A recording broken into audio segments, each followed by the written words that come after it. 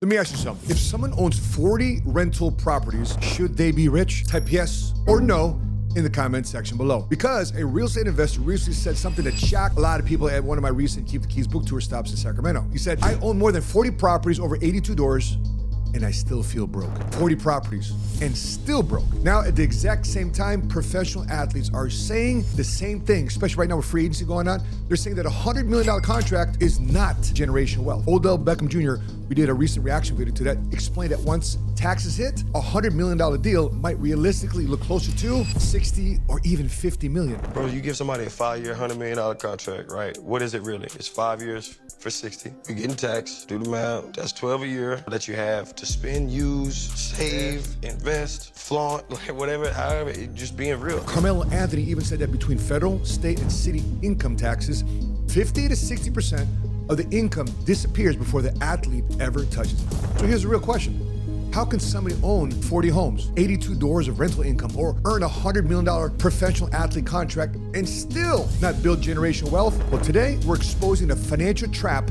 behind all that. It's called the lifestyle income trap. And before this episode ends, I'm going to show you the exact financial structure I use with athletes, entrepreneurs, high-income professionals, so their wealth actually lasts for generations. But first, let's watch this clip. And a lot of our clients, a lot of our partners are real estate agents, loan officers, or real estate investors. So when you say insurance, now I pay like what, $15,000 a month in insurance. And that's just property insurance. Yeah. Between cars and my apartment building, I'm every single month. When you say insurance, I'm now just learning life insurance. Yeah. And, one of our biggest clients is right in the Bay Area, right? He's got a $50 million portfolio, but he's house rich, cash poor. he just said my name. Where are you at right now in terms of loan to value? Where are you at in terms of equity and versus mortgages? My value is about 40 million. Good. But I'm like 30. Okay. I'm like 30. 30 in terms of mortgages. Yeah. Okay. Is it a revocable trust or is it an irrevocable trust? Yes, I don't nothing. have no trust. Have no trust. Chapters two discuss, don't just own assets, command them. And I'm gonna be honest, I love living off of them. Yeah. Yeah, because It's okay. that monthly rent, Yeah. it don't stop every 30 days. Yeah. It's okay. So you've created a solid core business, right? Because you decided to take risk and do this stuff, bro. More power to you. Now we just gotta go, okay, hey fam, we really gotta lock down, figure out what's going on in the marketplace because we've been living high on our current situation for a minute. We gotta be a little bit more frugal. You gotta invoke some discipline in there. I really gotta just position it like I know. It's like I gotta be honest. I don't understand how. If you want to do it, I could talk to your fam for you. 80,000 coming in, and Yeah. in the month I'm not keeping none of it. Isn't that shocking? Now, before I explain anything, I want you to think about this honestly. If somebody owns 40 properties, over 81, 82 doors, how much income do you think they should make every month? Think about it. 20 grand a month? 50 grand a month? $100,000 a month? Because the truth just might surprise you. Some investors with massive portfolios, top-end revenue, are barely breaking even. Some of them are actually negative on paper at the end of the year. Let's take a look at this. Let's say somebody's got assets, right? They got assets, okay? And on the other side of assets, you think you have control, correct? But here's the crazy part. Assets necessarily doesn't equal control. It doesn't equal it right away. Because people confuse owning assets with actually controlling cash flow. Actually, what's up here is liabilities, lifestyle creep, right? Things that they own, taxes, property managers, agents, vacancies, unexpected repairs suddenly all appear when people think you're naturally making money because you have all these assets, right? You're a high income earning professional, right? You're a CEO, right? You're a professional athlete, right? Suddenly somebody can look wealthy from the outside, but feel financially trapped on the inside. They become what we call asset rich, but cash poor. And if you're a homeowner watching this lesson applies to you too. This exact same trap exists in professional sports. Now, over the years, I've interviewed a lot of professional athletes. You've seen them all. Some of the conversations happened right here in my home, at our conferences, at our events. And some of these athletes have come here to my home and actually become clients. And almost every one of them says the same thing. Half the money disappears before they even touch it. Taxes, again, agent fees, management, financial advisors, lifestyle. Yo, family expectations, helping out family because you know you made it from the hood, which means the headline number people see on ESPN, especially when they're reporting it, is rarely the number that actually builds wealth. Now, let's take a look at this. Let's say one has income, right? Thankfully, you have income. Thank God it's up. You got promoted, you got a sale, you had a great financial year in business. You're a professional athlete, you sign a contract. But here's the thing that happens with the people around you.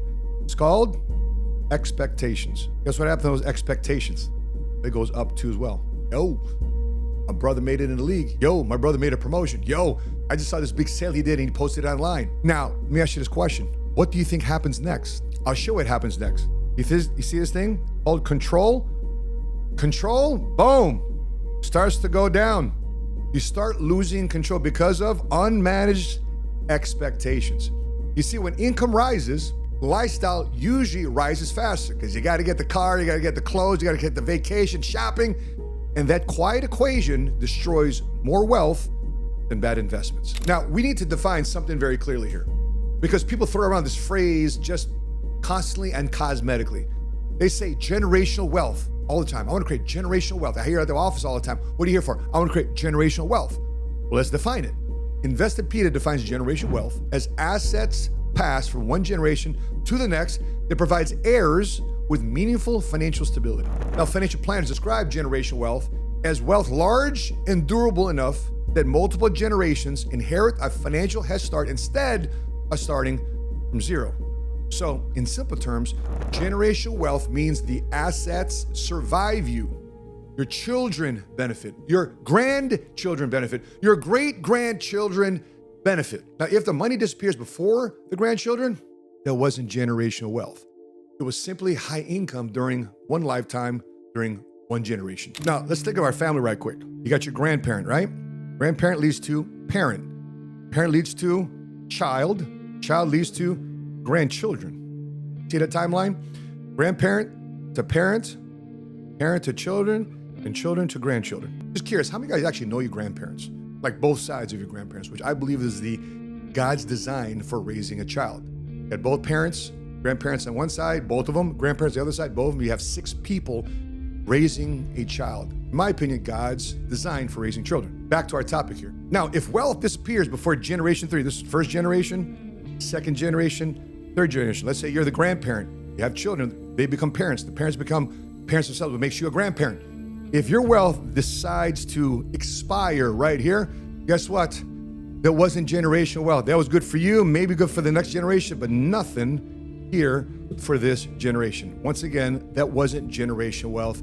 That was just income for a couple generations. Now, financial planners often look at wealth tiers like this. A net worth between $1 and $10 million may create comfort for one generation. Around 10 to 50 million might help the next generation with education, opportunity, maybe even buying their first home. But true multi-branch generational wealth often starts much higher. Families like the Rockefellers built wealth structures that lasted over a century, still in force today. John D. Rockefeller died with about $900 million, roughly $29 billion in today's dollars, according to Investopedia. Now that's generational wealth.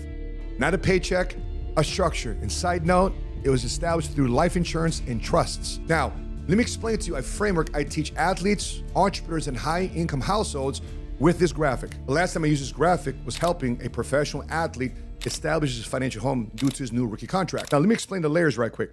Before you do anything, before you build any type of structure, what do you start with? You start with the foundation. At this point, the foundation of building your financial home is risk management. And the easiest way to do that is through life insurance. Life insurance, risk management, insurance to solidify the foundation of your financial home. Why? Because when building your financial home, you've heard about the story, right? When the big bad wolf comes blowing by, is your house built of straw? Is it built of sticks? Or in this case, is it built of bricks? Because one thing for sure, life will happen to you. We can never expect life to not life because life, sadly, will always life. Obviously, for those of you who experienced it already, some tragedy already early in your life, and some of you now are starting to experience some tragedy now later in your life. Guess what happens when you're 50s, 60s, 70s, and 80s? Sadly, the lonelier and lonelier and lonelier you get unless you make a decisive move to actually build a relationship with your family and establish new friendships. Back to the financial house here in the order. So the first phase of building your financial home. The first phase here is starting with a foundation, which again is building life insurance and risk management. Because when life hits, you're prepared. because the big bad wolf comes blowing your house down, guess what? You can always reestablish based on a foundation of bricks. The second phase then would be long-term stability to make sure your money lasts you for the long term. So therefore, you're not pressured to take a job, you're not pressured to take on a client, not pressured to take a situation that doesn't vibe with you. And then you put your money here in a diversified market type of exposure, your savings, your investments now, expanding to many different things. And then you've got capital here to deploy in investing to other opportunities. Now, let me pump the brakes here. People just think just because they're rich, they're making money, they sign a professional athlete contract, they sign a big client to a deal, they've got money to throw around to have opportunity capital. Because here's what I found. Many people that we run into today actually build this upside down. They start with what? Opportunity capital. Second thing they establish is diversified market exposure. Third, they diversify now with long-term stability. And the last thing they put on their financial foundation is this: life insurance and risk management. Their financial house for most people is upside down. See, most people try to build a roof before they build a solid financial foundation. True story, case study here. One of our mortgage strategists had a client who needed $200,000 from his home equity to keep his business alive. But his wealth was simply trapped all up inside his house. He had aggressively sent additional mortgage payments to pay down the mortgage, thinking that was the right thing to do. By the way, reference this video here on why paying off your mortgage early could potentially be a mistake. Most people don't understand that paying down a mortgage early is the worst investment they can make, because once it's in there, the money earns 0% sitting idly inside your house. But separating that equity, and now you could potentially grow that money at 4, 5, 6, 7, 8%, while the home appreciates anyway. That's how the wealthy create arbitrage. They do the math.